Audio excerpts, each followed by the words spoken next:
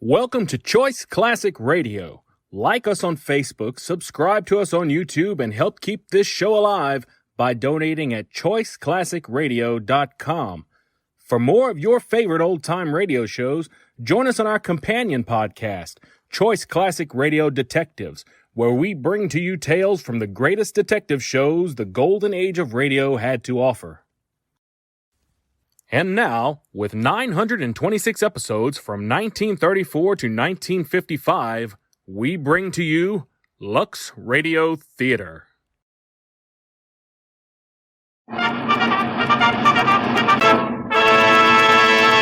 From Hollywood, California, the Lux Radio Theater presents Jack Benny and Mary Livingston in 7 Keys to Baldpate.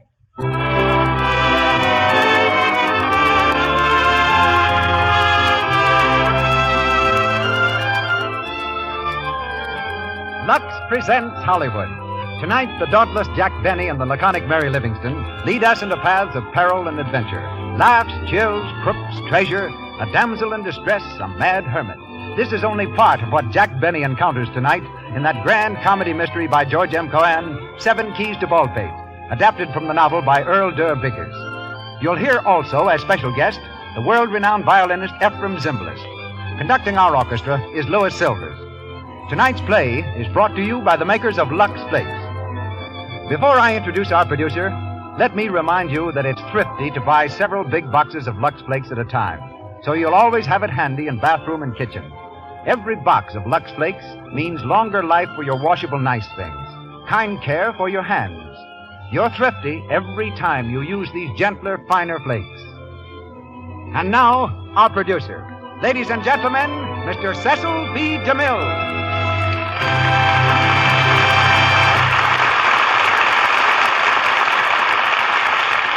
Greetings from Hollywood, ladies and gentlemen. Before we raise our curtain, we wish to advise our listeners that if any important news bulletins on the European situation are received at the Columbia Broadcasting System headquarters, they'll be given you at the intermission during our program. Now to our play and personalities. When George M. Cohan adapted 7 Keys to Baldpate for the stage, he had no intention of starring in it. But just before the opening, he and the leading man met with an accident.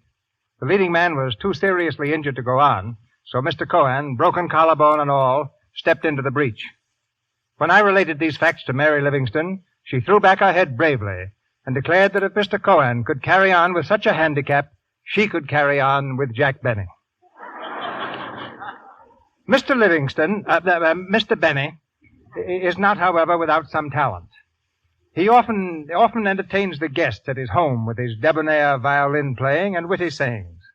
He's quite a familiar figure on the streets of Beverly Hills, whizzing past the admiring spectators in his flashy Maxwell town car. And I almost forgot. Mary always brings Jack to her radio program.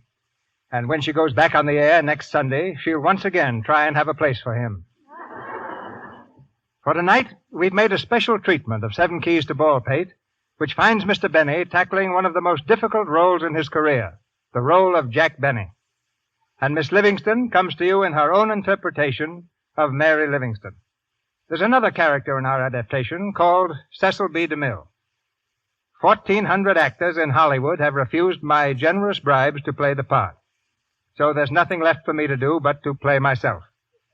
This being the case, my customary duties for the evening will be assumed in part by the highly capable Melville Ruick. And now we light the stage. It's curtain time and start time as the Lux Radio Theater presents Jack Benny and Mary Livingston in 7 Keys to Baldpate with Cecil B. DeMille. Mr. Ruick, will you set our scene?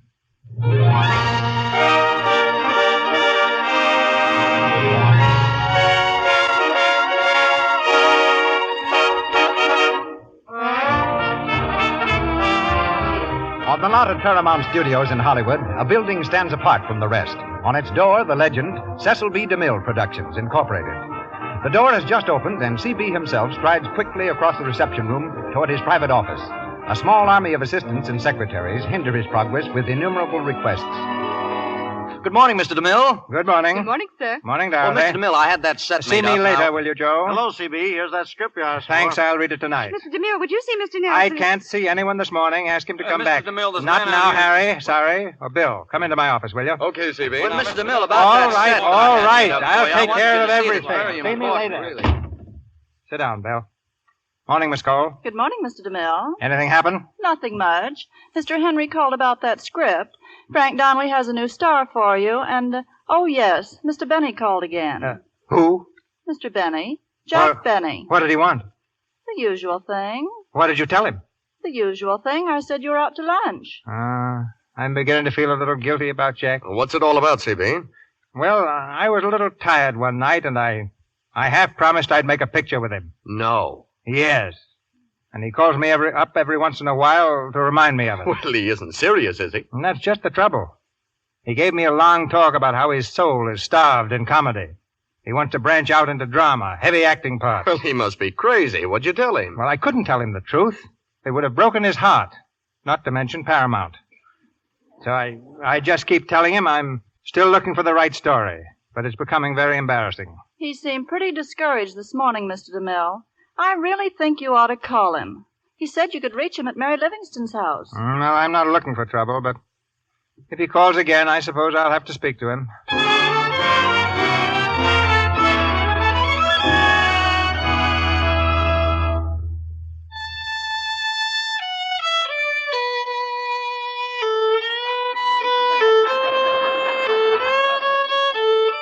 Oh, Jack. Jack. Jack. Hey, Yasha. Yes, Mary. Jack, why don't you give that cigar box a rest? You've been scratching on it for the last 2 hours. In the first place, it's not a cigar box. In the second place, I wasn't scratching. That was music, whether you like it or not. Thanks for the choice. Oh, well. If that's the way you feel, I'll put it away.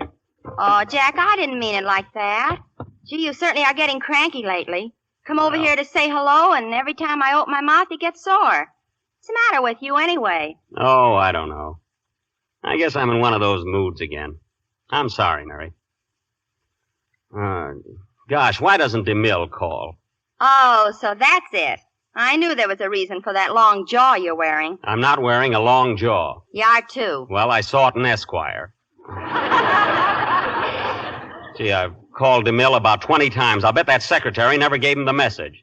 Jack, I hate to be a wet rag, but did you ever think that maybe Mr. DeMille doesn't want to speak to you? Oh, don't be silly. What makes you say that? Well, he certainly goes out to lunch at funny hours. Well, that doesn't prove anything. He told me himself he wanted to make a picture with me, and he wasn't lying. Yeah, I'll bet he looked you right square in the chest when he said it. Oh, no, he didn't. Listen, Mary, Mr. DeMille knows how I feel about comedies. We're going to make a serious picture, something that'll give me a real chance. See, the only thing that's holding it up is the story, and we'll have one if I have to sit down and write it myself. I'll write something I can sink my teeth into. With my ideas, all I need is paper and pencil. And teeth. See, you don't give me credit for anything, do you? Oh, Jack, why don't you come down to earth? You're a comedian. You made your name in comedy, and you ought to stick to it. This other stuff isn't for you. What do you mean it isn't? I'm an actor, ain't I? Aren't I? First, lost, and always, I'm an actor. And here I am laying around wasting my talents because nobody will give me a chance. DeMille makes the Plainsman, and he uses Gary Cooper. Then he turns around and makes the Buccaneer and uses Frederick March. What they want with me at Paramount, I don't know. If I were you, I wouldn't even ask. That's so. And I certainly wouldn't keep pestering Mr. DeMille all the time. I'm not pestering him. He's just as anxious to do this as I am. I'll give him a ring right now. Hello? Give me Hollywood 06746, please. It's probably out, but I'll take a chance. Hello? Mr. DeMille's office? Well, this is Jack Benny speaking. Is Mr. DeMille back from lunch yet? Oh, he is? Well, can I speak to him? Thank you. There you are, Mary. Yeah, I told you he was just as anxious. Hello? Well, how are you, Mr. DeMille? This is Jack Benny. Oh, I'm pretty good. Say, listen, I just called... Mary? Oh, she's fine. She's fine. Say, Mr. DeMille, I've been thinking about that story. What's that? Why, no. No, I haven't got a cold. Well, maybe just a little cold. Look, Mr. DeMille, I've been thinking about that story. Huh? Oh, hot lemonade, huh? Yes, I'll do that. Say, Mr. DeMille, I've been thinking of... Quinine? Well, I don't think it's that bad. Oh, is that so? Uh-huh. Uh-huh. No sneezing. Uh-huh. Uh-huh. Ask him what's good for falling hair. Quiet. Uh-huh. Well, thanks, Mr. DeMille, but look, what I called you up about was... Oh, it did, eh? Fixed you right up, huh? Well, thanks very much, Mr. DeMille. Yeah, goodbye. No, wait, what I wanted... Hello? Can you imagine that? We were cut off.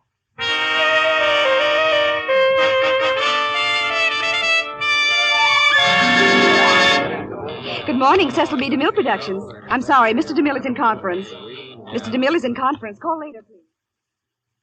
I'm still not satisfied. Before I start casting a picture, I want to know that the story is right. And this story certainly isn't. Well, it's a perfect part for Gary Cooper, Mr. DeMille. And the character's all right, yes, but he doesn't do anything. What is it, Miss Cole? I hate to disturb you, but Jack Benny is here. Jack Benny.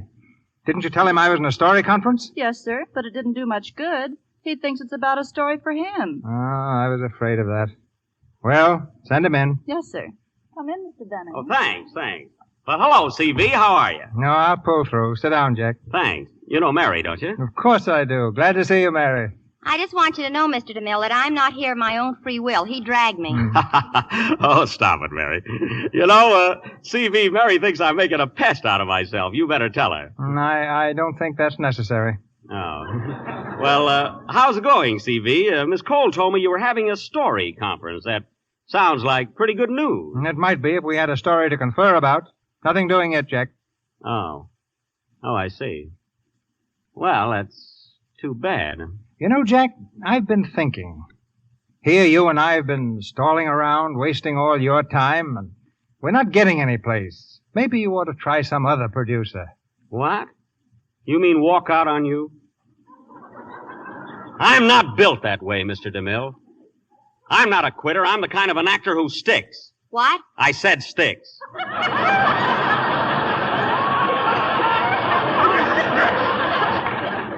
Now, look, Mr. DeMille, I don't care what happens. I'm with you right to the end. Well, that's very kind of you, Jack. Yeah, I'm not going to let a little thing like a story lick us. Not if I have to write one myself. Just like that, huh? Well, sure, I can do it all right. After all, I've had some experience, you know. Well, it'll take you quite a while.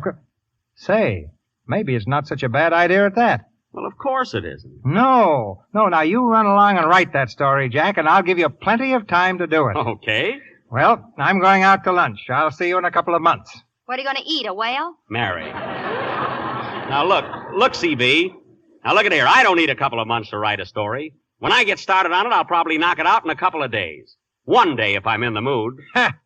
Well, what's the matter? You don't believe I can do it, huh? A complete scenario in 24 hours? I don't believe anyone could do it. Oh, you don't? All right, Mr. DeMille, I'll tell you what I'll do. I'll start a story tonight. If I finish it in 24 hours, will you produce it? Well, it'd have to be good. Oh, I'll take care of that. Will you produce it? If it's a good story, why not? Now, I'll tell you something else.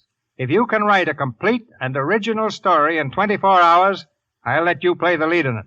Mary, you heard that. You heard what he said. You're letting yourself in for it, Mr. DeMille. I don't think so. It's a mental and physical impossibility. That's Jack, all right. You'll find out, CB. Ha, ha, ha. So will you, J.B. Well, all I need is a quiet place to work in. I may have to go out of town. That's all right with me. Any place you want. Okay. Now, let's see if I can... As a matter of fact, Jack, if you really want a quiet place, you can use my place up on Baldpate. Where? Baldpate Mountain. It's an old house I picked up a couple of years ago. I've never lived there. And no one can bother you because no one else can get in. Oh. There's only one key in existence, and I'll give that to you. Only one key, eh? Hey, that sounds great. Here it is. Yeah, that's the only key to Baldpate. Well, say, where is this place? I mean, how do I get there? Well, it's on top of Baldpate Mountain, about 17 miles from the village of Baldpate. You'll probably have to cut your way through the snowdrifts, but once you get there, you'll love it. The only thing you'll hear is a couple of hoot owls and the moaning of the wind. What, no radio? No one ever goes near there. It's an ideal place to work. All right, the bet's on. I'll go pack now, and I'll leave for Baldpate in an hour. Good. But remember, Jack, A complete and original scenario in 24 hours. Listen, Mr. DeMille, if I don't bring you back a complete and original story in 24 hours, my name ain't Jack Benny. Confidentially, Mr. DeMille, it ain't. Oh, come on.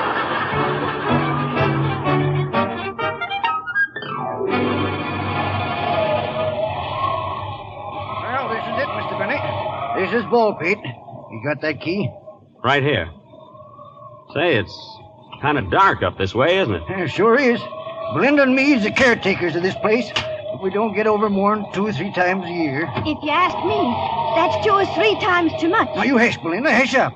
Go on in, Mr. Benny. I'll make a light for you. Ought to be an old oil lamp around here somewhere. Well, hurry, Jed. It's black as pitch. Say, Mr. Benny, you ain't really set on staying here all night, are you? I certainly am, Mrs. Waller. Oh, but you don't have to stay, do you? Well, in a way, why not? Why not? Jed, he asked why not. I'll tell you why not, Mr. Benny. Now, hush up, Belinda. Hush up. No need to go worrying him with all those tales. Why, it's 20 years or more since old man Crummett passed away. I never did believe in ghosts anyway. Say, who was this old Crummett? He owned this place. May heaven help him. But he's dead now. Dead and gone in his grave these 20 years. In his grave, when he ain't out of it. Now, hush, Belinda, hush up. Oh, it's all right, Mr. Waller. I'm not very much afraid of ghosts. Oh, of course you ain't. Of course you ain't. I never would have believed a word of it myself. Except for what happened to the last feller that stayed here. Would you like to hear about it? Well, not particularly. Well, 'twas a night just like this. Black as a crow's feather. With the wind a-howling and a-moaning through the trees. Just like now. Yes, I guess that's why no one ever heard his screams. You see... Here, stop it. I don't want to hear any more about it. I got a story to write here, and by heaven, I'll write it or my name ain't... Now get out of here, both of you. Go on, scat. Then you set on staying, huh? Yes, I'm set on staying, huh? Come on then, Jed. We can go. Our conscience is clear. Yep. Goodbye, mister. Goodbye. Well, goodbye.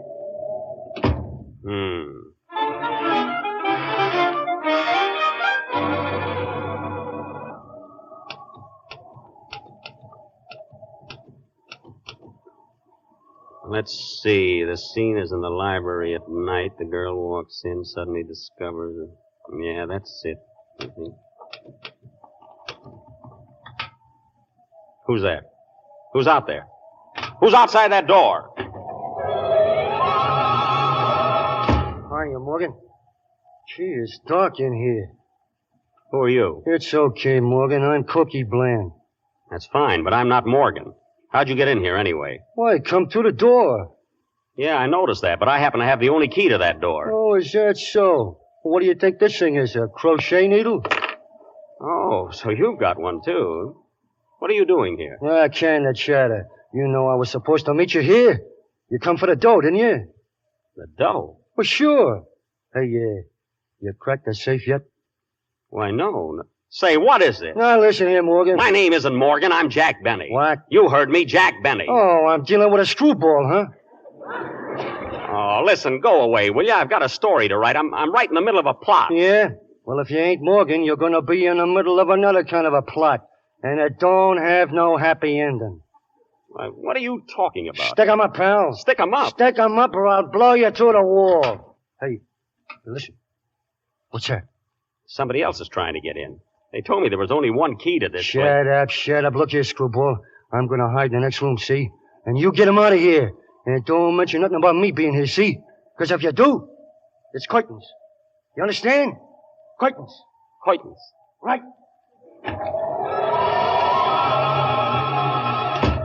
Good evening. Well, good evening. Who are you? Who are you? Now, I asked first. Oh, never mind that. How did you get in here? Well, no trouble at all. I had a key. You lie. There is only one key to Baldpate, and I have it. Well, it sure gets around. Now, listen, miss, I'm a very busy man. I came here to write... What is your name? My name is Jack Benny, I think. Please, this is no time for jokes. All right, then have it your own way. My name isn't Jack Benny. It's Morgan. Morgan? Yes, Morgan. Put up your hands. Put them up. Say, this is getting a little bit monotonous. I am going to kill you, Mr. Morgan. Hey, wait a minute. Don't shoot. I'm not Morgan. I only said that because the other fellow told me if I wasn't Morgan... What other fellow? Huh? What other fellow? Are we someone else here? Oh, no. It's a fellow I met last week. He's in the curtain business. But I'm not Morgan. You gotta believe me. Very well. It is good for you that you spoke in time. Well, thank you. Wow. Well, maybe you'll tell me what this is all about. I mean, why do you want to shoot Mr. Morgan? Why? Because he is a beast. Because he is planning to rob me of my inheritance. Listen, do you know who I am? My name is Crummett. Rita Crummett. Not one of the grave-walking Crummets. No. I see someone has told you about my grandfather. Yes, casually. 20 years ago, my grandfather died very mysteriously. Hmm? When he died, he left over $100,000. No one ever received a penny of it. Do you know why? He forgot to put stamps on the envelopes. No. No one knew where it was. But recently, some new facts have come to light. Facts which prove definitely that the money is still in existence. That it is buried. Buried here in this very house. $100,000 in this house? Yes. And it is all mine. All mine, do you hear? Faintly. But a man named Morgan knows of this too. He is planning to come here, to take the money, to rob me. Oh, you must help me. Well, I'd like to, yes. But I have a story to write, and I've only got about 3 minutes. Listen.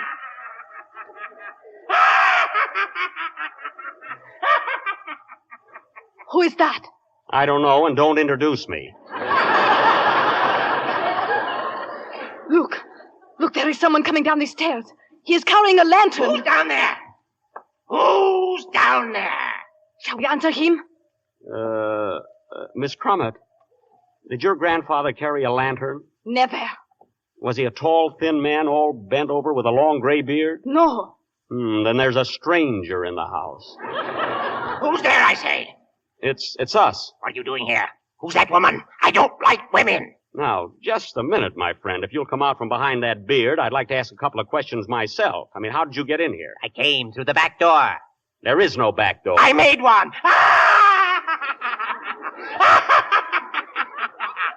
It wasn't that funny. I know who he is now. He is the hermit of Baldpate Mountain. He is crazy. A maniac. Oh, so you're a hermit, eh? Yes, I am. I live alone. But I don't like it. Get that woman out of here. I can't stand women. I hate women. I hate all women. How about Hetty Lamar? I don't like her either. Boy, you are nuts. Mr. Benny, please, do not joke with him. Shh. They're coming. You hear the drums? Rat-a-tat, rat-a-tat. They're coming. Legions upon legions. Marching. Closer and closer. Legions upon legions. And they're all dead.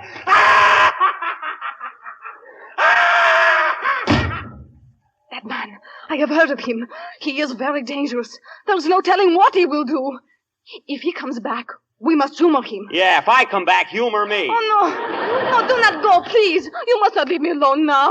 Look, I came here to write a story. Listen. There is someone at the door again. Someone is trying to get in. It's about time somebody tried to get out. I must not be seen here. I will be up in the attic. Do not breathe a word.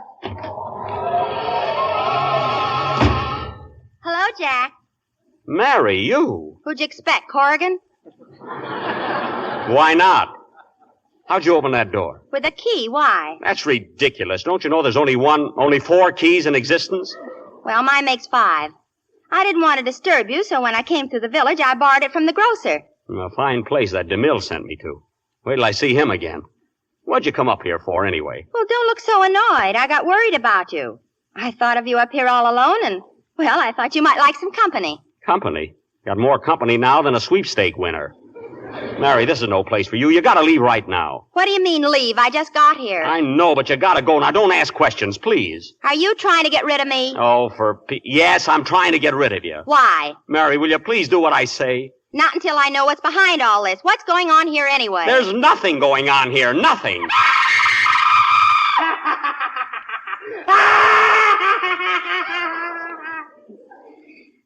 well. Boy meets girl. Mr. Benny, where are you?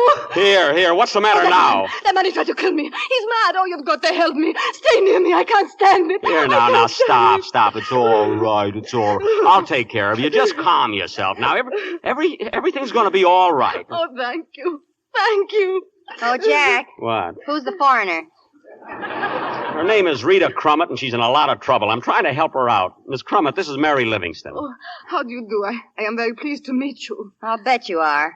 So this is the story you were going to write, eh? Well, I started to tell I you. thought there was some reason why you wanted to get rid of me. Now, listen, Mary. Oh, don't try to make excuses. Oh. It's too bad I happened to come up here, isn't it? But I'm glad I did. Glad I found out about you before it's too late. Mary, are you crazy? I never saw this woman before in my life. Then what is she doing here? I'll tell you what she's doing. She came here after $100,000. Oh, bank night.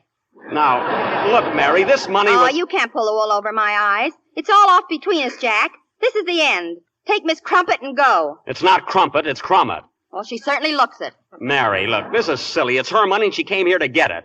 Now, there's a man named Morgan who's trying to take it away from her, and there's a fellow named Cokie Bland who's hiding in the other room, and he's trying to get it. All right, wise guy, stick him up. Hey, now, wait a minute, Bland. Wait a second. I didn't mean to tell her, really. I didn't. It just slipped out. Stick him up. Come on, all of you. Now, look what you done, Mary. I hope you're satisfied. I warned you not to squeal, didn't I? Oh. I warned you, pal. But you double-crossed me, see? And now I'm gonna lump your dumplings. You're gonna what? Lump your dumplings! You're gonna lump my dumplings? Jack, what does he mean? I'm not sure, but if it's what I think it is, you better shake the mothballs out of your old black dress.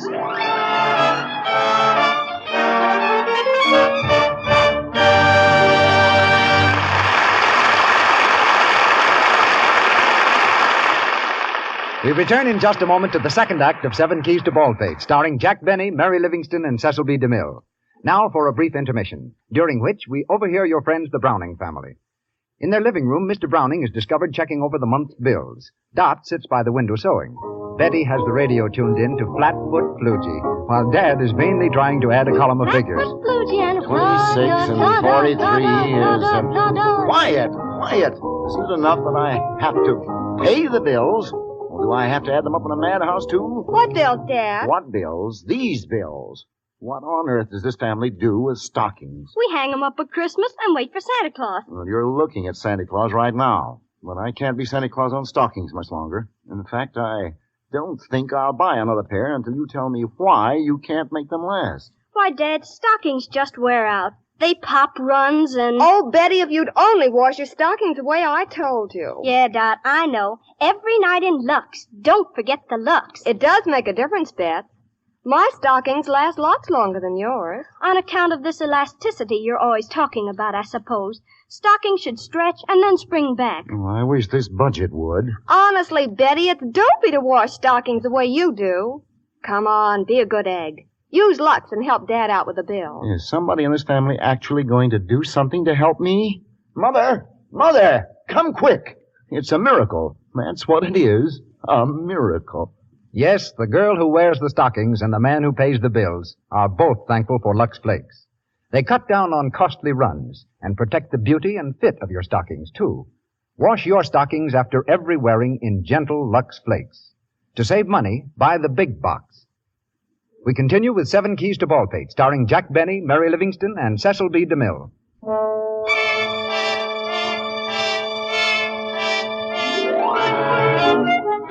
A few minutes have passed. In the old house on Baldpate Mountain, the situation remains unchanged, and Jack is still unshot. Rita Crummett, Mary, and Jack are seated in a row against the wall. Bland covers them with an automatic. And I don't want nobody to make any false moves, see? If anybody bats an eyelash, you know what. You'll lump his dumplings. Right. Keep quiet, Mary. Well, that's what he said he'd do, didn't he? He was going to lump your dumplings. Well, you don't have to remind him of it. Don't worry, screwball. I changed my mind about that. I'm going to wait here for Morgan. Well, I can wait if you can. Morgan is a beast. Nobody asked you, sister. He's trying to steal my money, but he won't. He won't, I tell you. I'll get that money tonight if it's the last thing I do. You lay one finger on it and I will be. Hey, what is all this about money? What's everyone doing up here anyway? Oh, she came up here for some money, and this guy came up ahead of her. I came up to write a story. You came to keep me company. Not one of us had sense enough to bring sandwiches. Shut up. Well, why don't you all go home and leave me alone? Shut up, I tell you. I won't shut up. You can't intimidate me.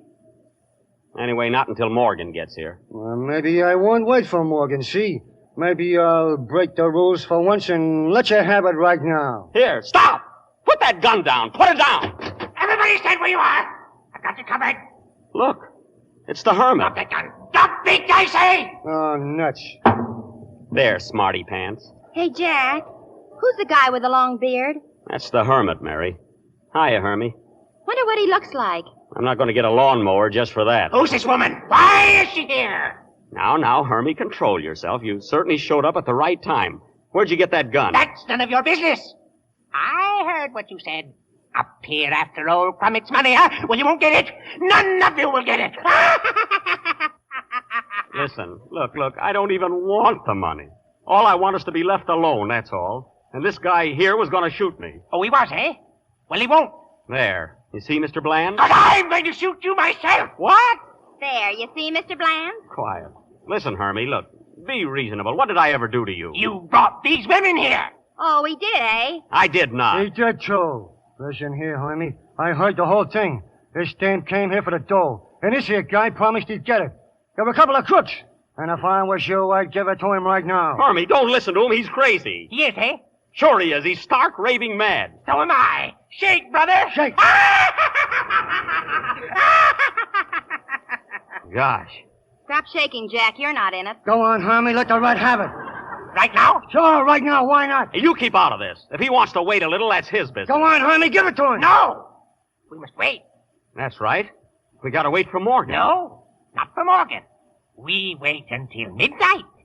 I'll sit here and watch you squirm.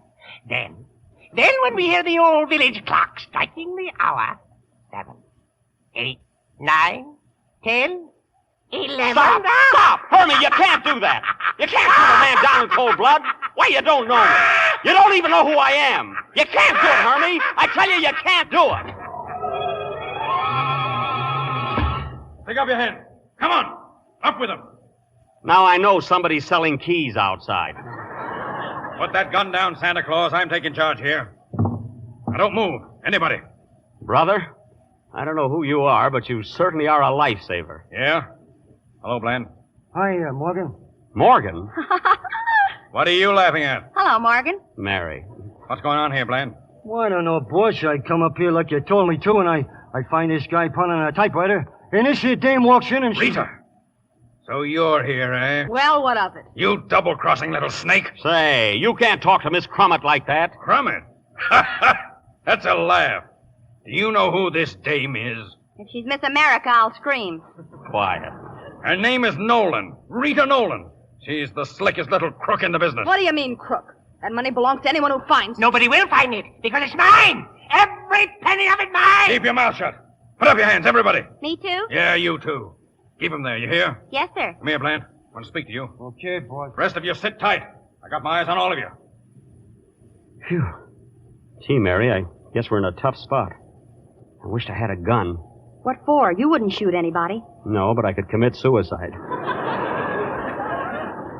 Mary. Hey, Mary. Don't make a move, but listen to me. We gotta get that gun away from Morgan. I got a plan. What is it? When Morgan comes over here and starts to talk, you look behind him, see? And then you yell, "Look out behind you." Then when he turns around, I'll grab his gun. How do you like that for an idea? I think it's corny. What do you mean, corny? Shh. Here he comes. All right, Bland. Let's get after that dough. It's in the house somewhere. We've got to find it tonight. Here, you take the upstairs, and I'll search down here. All right, Mary, remember the plan? Oh, yes. Say, Mr. Morgan, will you come here a minute? Huh? What do you want? Personally, I don't think this is going to work, but look out behind you. Huh? What? Hey, give me that gun! Why, you... Stand right where you are, Mr. Morgan. Now put up your hands, everybody. You didn't think it would work, eh, Mary? Say, I guess I'm not a scenario writer for nothing. Everybody line up against that wall, see? I mastered this situation, see? I got you all in the palm of me hand. If anybody moves, I'll dump his lumplings. The telephone. Who had that phone connected? I'll answer it. Oh, no, you don't. Get away from that phone. Then call for me. No, it isn't. Stand back, all of you. I'll take care of this, see? Be careful what you say, Jack. You can't tell who it might be. Don't worry. I guess I can handle it. I guess. Go ahead, Jack. All right. Don't push me. Hello? Hello? What? No, madam, this is not Sam's Delicatessen. Can you imagine that? Now what are we going to do? Anyway, I've still got the gun. We're going to stay here until I can reach the police. Police? Yes, if we have to wait here all night. Jack, why do we have to sit around waiting for the police? Why? Because nobody knows we're here, because I'm not a mental telepathist, because we haven't got a shortwave radio. Well, we have a telephone. Why don't we call them? Well, I'd have thought of that, too. I'll call them right now. Now, don't move, anybody. Hello? Hello, operator. Give me the police department and hurry. You're making a mistake there, buddy. You don't say, huh? Well, you made a mistake when you walked in here and tried to push me around. Hello? Is this the Baldpate Village Police Station? Well, this is Jack Benny, and I'm up on Baldpate Mountain. Yes, Jack Benny. What do you mean, a gag? I tell you... What? All right, then you can be the king of Bulgaria. I'm still Jack Benny. The king of Bulgaria. Let me talk to him, Jack. Okay. Now listen, Your Majesty. Give me that phone. Now get this. I'm up here on Baldpate Mountain. I've got a... Yes. Yeah, I know that. Look, I know no one lives on Baldpate. That's why I'm here. No, I'm not crazy. Hello? Hello? Hello, listen. Hello? You beat that. He hung up. I'd like to go down there and stuff that phone down his throat. Why don't you? And let all these crooks walk out on me? Oh, no. Don't worry about them. You leave the gun with me, and I'll keep school till you get back with the cops. Now, don't be ridiculous. You couldn't handle this mob. All alone and everything. Sure I could. If anybody tried to get out, I'd do that stuff with the dumplings. Give me the gun. Oh, I don't like this. Suppose something happened. Nothing's going to happen. Go ahead, Jack, and get back here as soon as you can. Well, all right, but keep your eye on him. I'll be back in an hour, and I'll have the whole police force with me.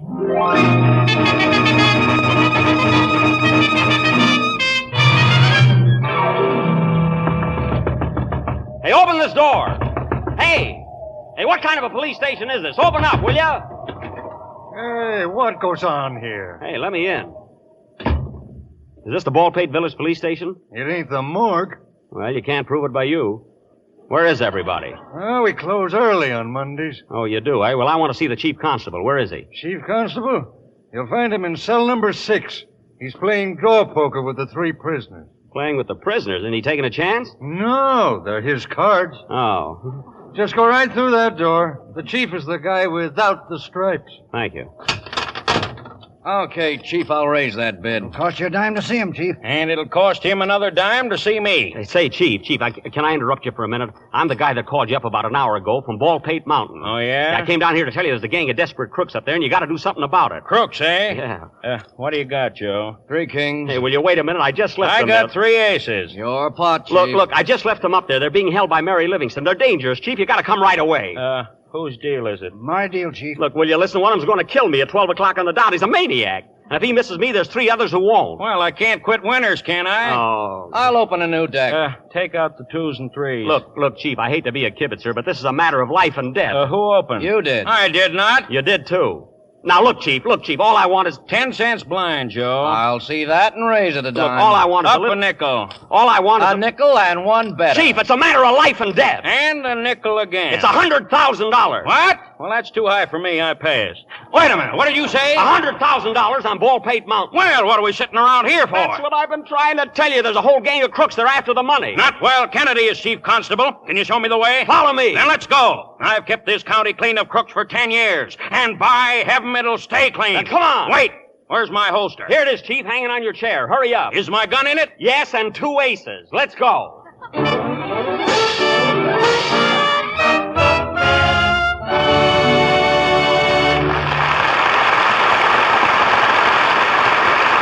We pause for station identification. This is the Columbia Broadcasting System.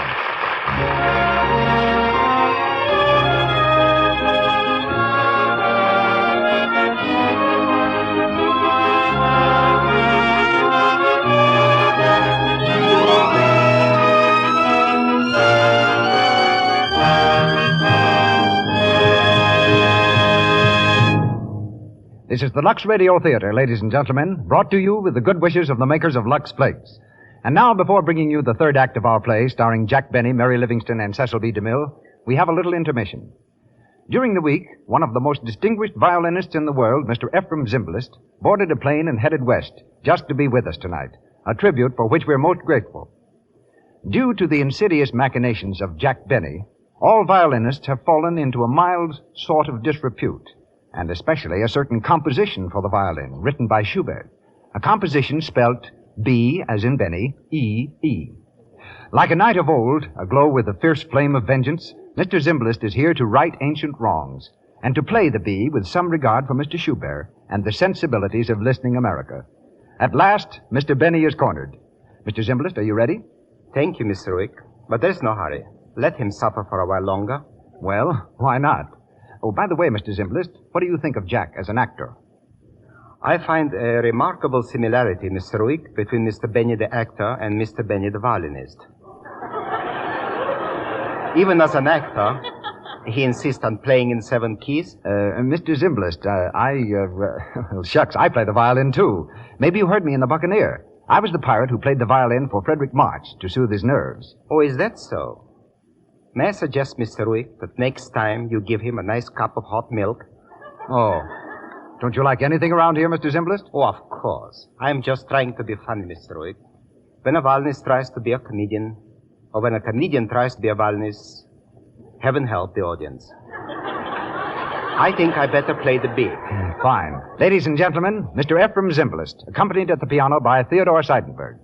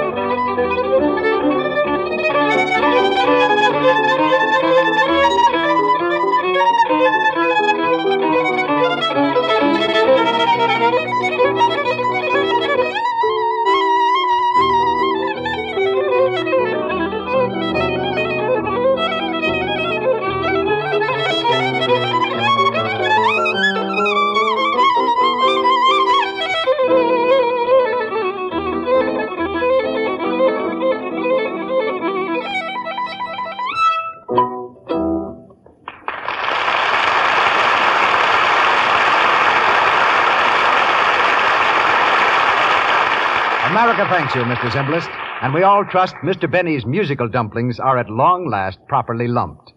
We hear him now with Mary Livingston and Cecil B. DeMille in Act 3 of 7 Keys to Baldpate.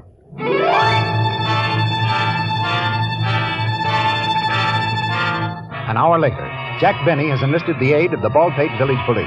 A car containing our hero and the chief constable pulls up the rugged mountain road, comes to a stop just outside of the old house. There's the house, Chief Kennedy. All right. Now, don't get excited. We're around a whole bunch of them up. Come on. Wait. Gosh, I forgot. We can't get in. I came out without the key. Oh, don't worry about that. I got one. Oh, you have? Well, don't lose it. They're awfully scarce. Hey, look. Huh? What's the matter now? Gee, I left the light burning in that room. Now it's dark. All right. Take it easy. I've got a flashlight. We'll break in on them and take them by surprise. Ready? Right. Now. Put them up! Everybody! Wait a minute. There's nobody here. Hey, Mary!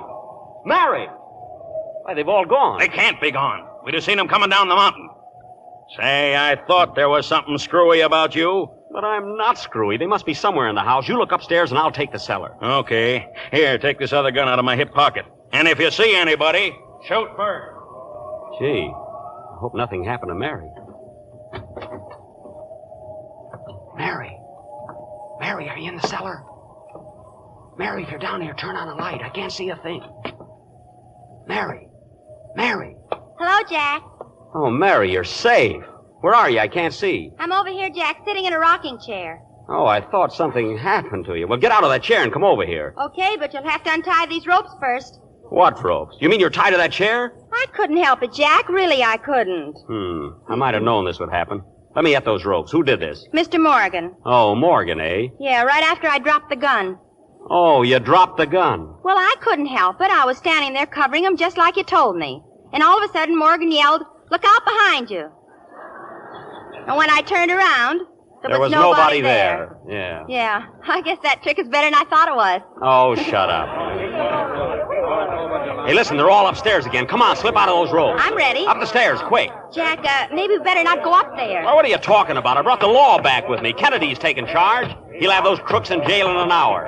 But don't end up in a card game. Come on. Everybody! Shut up or I'll plug somebody. Now, what goes on, Chief? You got the whole crowd, huh? And I got the money, too. It's in that big bag on the floor. That's my money. It's mine. Quiet, Hermie. You. I'll get you at 12 o'clock. 12 o'clock, eh? You gotta get free first. Where'd you find the money, Chief? That hermit dug it up. This woman took it from him, Bland took it from her, Morgan took it from him. And I'm taking it from all of you. Put that bag down. Give me that bag. It's mine. Don't let her take that. Keep your hands off. Put down that bag, Drop Morgan. that bag, all of you. Drop that bag. The law's here now. The law will take care of that dough in its own way. That's telling him, Chief. Where's the phone? Right over there on the desk. Put that money up here next to me. There you are, Chief. Now, everybody stay nice and quiet. Hello, operator. I want Village 826. Yeah. Who you calling, Chief? The riot squad? I guess all you crooks will have a lot of time to think this over. Hello, Village 826. Is this Joe's pool room? Pool room? This is Chief Constable Kennedy. Let me speak to my wife, will you? What? You don't see her around? Maybe she's behind the 8-ball. Mary. Oh, you did, eh? Well, put her on the phone. Look, Chief, I don't want to interfere with your business, but why don't you call up the station? Hello. Is that you, Agnes? How's the game tonight, honey? That's good. Listen, honey, get this clear. I want you to get some clothes together in a hurry and catch the next train for Canada. Now, don't ask questions. I'll meet you there Wednesday morning. Yeah, with $100,000. Say, what are you trying Shut to... up! You got that straight, honey? Okay. Goodbye, sweetheart. What? Oh, all right. Goodbye, dear. Now, everybody stay where you are. Say, what do you think you're going to do? You heard me, buddy. I'm going to Canada. It's a fine time to visit the quintuplets. Shut up. Why can't you can't get away with this? I'll have the law on your trail in 3 minutes. No, you won't. I took care of that. There's 4 of my boys guarding the mountain road right now, with orders to shoot anybody trying to leave. You're all going to stay right here until I get a head start. Then you can do what you want. You certainly are a fine cop stealing that money. Yeah. Why don't we divvy up, even Stephen? You keep out of this.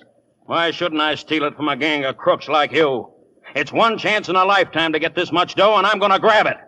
Yeah. I'm going to live in a marble hall and eat off gold plates and send my 2 boys to college. What do you think of that? You won't get away with it. I'll shoot you dead. You're second on my list right now. Come back here, you. Shoot. Go on. Shoot. Missed me. He's gone. He's loose again. A fine mess you made out of this, Mr. You Kennedy. keep quiet. Why, that man's a maniac. He's crazy. He's going to kill me at 12 o'clock on the dot. If he bumps you off, he's not as crazy as I thought. Listen, Kennedy, you'll never get away with this. Hand over that dough. Stand back, you. I want that money. No, you don't. Get away from me. Get away or I'll plug the whole bunch of you. Get away. Come on, everybody, grab him. Everybody, stand right where you are. Put up your hands. Go on, put them up, everybody. Mary. Mary, look who it is. Look. Who are you? I'm Cecil B. DeMille, the owner of Baldpate. 2 policemen refused to let me pass, and I shot them dead. Oh, this isn't true. Why, it can't be true. What's the matter here, Jack? Who are these people? How'd they get in here? Gee, I don't know. Have they disturbed you in your work? How are you getting on with this story? How am I getting on? It's a nice question. Fine place you sent me to. Nothing but ghosts, crooks, murderers, maniacs, and now a director. You told me there was only 1 key. This place has more keys than a grand piano. But Jack... You win, I lose. 24 hours. I couldn't write a story in this joint in 24 years. Well, what's the matter with you? What are you all laughing at? Hey, what goes on here anyway? I just want to tell you, Jack, I hope you're not going to be mad, but the whole thing was a joke. What was a joke? I sent all these people up here just for a gag. A gag? That's right. This girl you thought was Rita Crummett. Her real name is Eve Forsythe. I used her in my last picture. How do you do, Mr. Benny? Well, Al, this is the darndest thing. Cokie Bland isn't a crook. He isn't even Cokie. He's my old prop man. How are you, Mr. Benny? Well, this is very funny. And Morgan here is an actor I've been using for years. His name is Jones. Jones? Well, what an odd name. Yeah, Kennedy isn't a real chief constable, but he's a real actor. Well, thanks, Mr. DeMille. I'd say he's a real actor. He certainly had me going. Well, this is quite a surprise. And, of course, Mary was in on the whole thing from the start. Oh, she was? Hello, Jack. Mary. Oh, gosh darn you. Oh, this is very funny. Say, Mr. DeMille, who was the hermit? Huh? You know, the hermit. The guy you sent up here to act like a crazy man. Oh, he had me scared for a while. Who was he? I don't know what you're talking about. You know, the crazy guy. The guy who said he was going to shoot me at 12 o'clock, sharp. You know anything about this, Kennedy? Well, not me. I figured he was one of the actors. Well, I didn't send him. What? You mean you... There must be some mistake. I don't know anything about a hermit. Well, neither do I. I thought that... Wait a minute. Do you mean this hermit is on the level? Well, he must be. But he's going to shoot me. He's going to kill me at 12 o'clock. Now, keep calm, Jack. There must be something we can do. But he's a maniac. He's crazy. He's roaming around loose. Listen. What time is it? What time is it now? It's exactly 2 minutes of 12. 2 minutes of... Oh.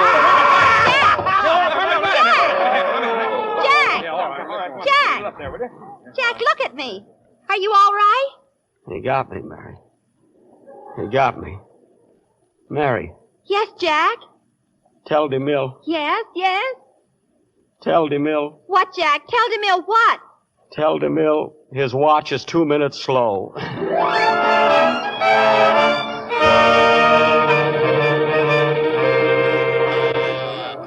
Mr. DeMille's office. I'm sorry, Mr. DeMille is in conference. I'm sorry, Mr. DeMille is in a story conference with Mr. Benny. Mr. DeMille is in a story conference. And there's your story, Mr. DeMille. At the finish, the hermit shoots me and I fall to the floor. Mary leans over to me and says, Jack, look at me. Are you all right? Then I look up at her and say, Tell DeMille his watch is 2 minutes slow. Finish. There's your story, Mr. DeMille, and I finished it in 24 hours. Gee, Jack, that's swell. What do you think of it, C.V.? Did you write all this since you were in this office yesterday? I certainly did. Did you work at my place on Baldpate? Yes, and you were right. I never heard a sound. But I used it for the locale of my story and brought in a lot of crooks and things. Well, I even put you in it. I had you come in at the finish to tell me it was all a gag. Yeah, I know. And I wrote a part for Mary, too. Well, how do you like it? It's very good, Jack. Thanks. Now, you remember your promise, C.V. You said you'd produce it. I certainly will. There you are, Mary, you see? Gee. And Gary Cooper is just the man for it. Gary Cooper? Now, wait a minute, Mr. DeMille. You said I could play the lead in it. I said you could play the lead if it was an original story. Well, it is original. And it's good, too. Yes, but it was also good in 1910 when Earl Durr Biggers wrote the novel. Oh, he did? Yeah, and in 1913 when George M. Cohan produced the play. Oh, what a coincidence. Yeah, and in 1925 when Paramount produced the silent picture. Oh, they got in it, too. Yeah, and in 1929 when RKO made it as a talkie. Well, yeah, and I believe they all called it 7 Keys to Baldpate. They did? Ah. Gee, and I was so proud of it. God, I thought it was my own brainchild, didn't you? And it turned out to be an orphan. Yeah. Well, I guess I'm licked. So the picture's off, ACB? I'm sorry, Jack. Gee, and I wanted to play the lead in it. Well, that's the way it goes. Yeah. Come on, Mary, let's go home. Wait a minute, Jack. You've still got a chance. Grab that script. What for? We'll take it over to Walt Disney. He'll produce it. Gee, Walt Disney. Say, there's an idea. Come on, let's go. Walt Disney. So long, Jack. Quack, quack, quack, quack, quack. Quack, quack, quack.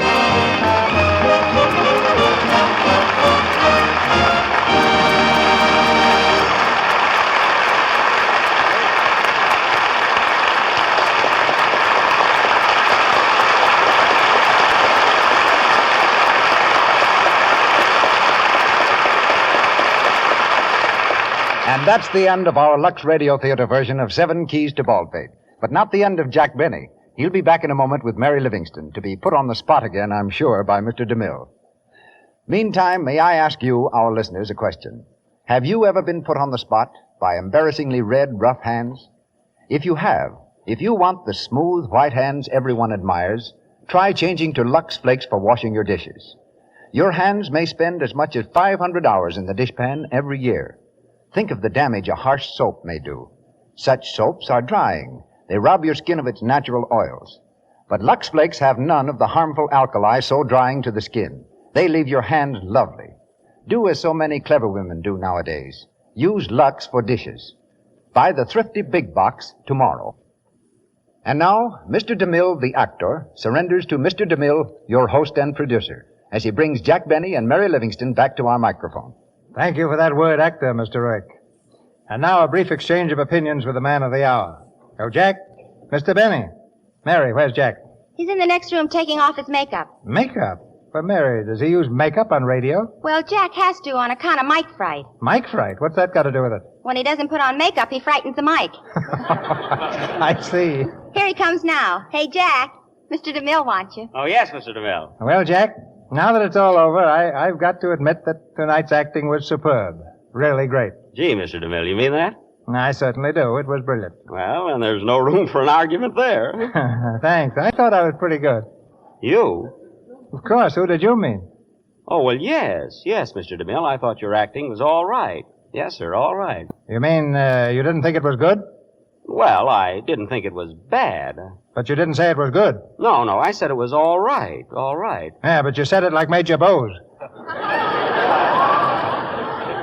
No, I really thought you were swell. And speaking of histrionic ability, I wasn't exactly a sound effect on this program myself, you know. I agree with you, Jack. I thought you did a great job. Thank you. Hey, Gable. What? What is it, Mary? As long as it's a matter of personal opinion, I thought I was pretty good, too. Mary, you were excellent. I don't know what we'd have done without you. It's got me stumped, too. By the way, Jack, what did you think of the way Mr. Zimbalist played the bee? Oh, I thought it was quite good, Mr. DeMille. Of course, his pizzicato was a bit strong. And when it came to the andante, I thought he was slightly razzmatazz in there. Oh, he was? Oh, yeah. But when it came to the allegro, why, nobody can question that. They better not question you either. Yeah, tough. They're not question you either. Now, look. Always comes in with their little 2 cents. Now, look, Mr. DeMille. Now that it's all over, let's be serious. How about my playing the leading role in your next picture? I've been looking forward to it, and I know I can do it. Why, I've been riding a horse 8 hours a day just to get in shape for the part. Well, you've been practicing on the wrong kind of a horse, Jack. Union Pacific is the story of an iron horse. The thing I rode wasn't made of feathers, Mr. DeMille. But, Jack, you've got it all wrong. An iron horse is a locomotive. Union Pacific is a railroad story. Oh, a railroad story, Mr. DeMille. Railroads are right down my alley. That was before you moved to the new house. Well, if it means a part in the picture, I'll move right back. How about it, Mr. DeMille? He'll think it over. You stay out of this. What do you say? Mary's right. I'll think it over. Okay, that's good enough for me. By the way, I want to wish you good luck on the opening of your new Jell-O series next Sunday night. You too, Mary. Thank you, Mr. DeMille. Thank you. Oh, Mr. DeMille, I still think you're right about my trying to be a dramatic actor. I'll wash my hands of the whole thing. And to show you there's no hard feelings, I'll do it with Lux. Well, I guess we'll be running along. Come on, Mary. Okay. Say, Jack, didn't it seem strange working tonight after our long vacation? It sure did. But I got a lot of laughs tonight, didn't I, Mary? Yeah, tuck in your shirt tail and let's go home. Oh, good night. See you Sunday. Good night, Hamlet. Good night, Mary.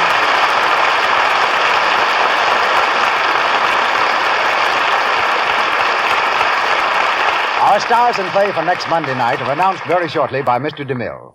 Heard in tonight's cast were Margaret Brayton as Rita, Ted Osborne as Hermie, Ross Forrester as Bland, Gail Gordon as Morgan, Lou Merrill as Kennedy, John Fee as Sergeant, Eddie Waller as Jed, Martha Wentworth as Belinda, Joe Kearns as a prisoner, Victor Rodman as Bollister, Mary Lansing as telephone operator, Frank Nelson as Oakley, Dorothy Grewatts as Miss Cole, and Catherine Carlton as a girl. Jack Benny and Mary Livingston return to the air on the Jell-O program next Sunday night. Mr. Benny's new Paramount film is Artists and Models Abroad. Louis Silvers, our musical director, appeared through courtesy of 20th Century Fox Studio, where he directed music for the new picture, Straight, Place, and Show. Here's Mr. DeMille. Believing with Disraeli that variety is the mother of enjoyment, we turn from the comedy of tonight's play and bring you next Monday night to more dramatic and romantic feels in presenting our adaptation of the recent hit picture, Another Dawn. This tense play carries us to Arabia, where in the heat and mystery of the desert, a handful of soldiers hold aloft their country's flag, and a beautiful girl picks up the fragments of her lost happiness. Our stars, a trio of Hollywood's most popular celebrities, Madeleine Carroll, Francho Tone, and George Brent.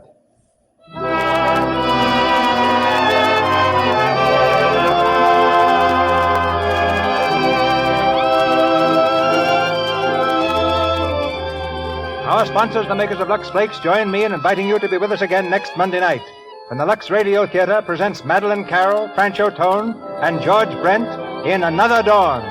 This is Cecil B. DeMille, the former actor, saying good night to you from Hollywood.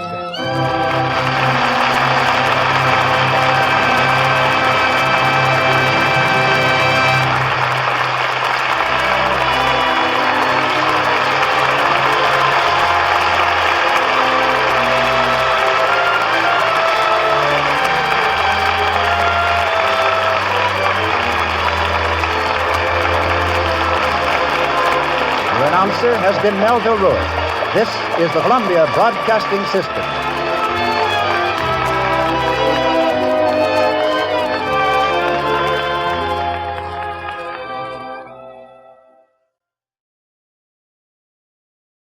That concludes today's episode.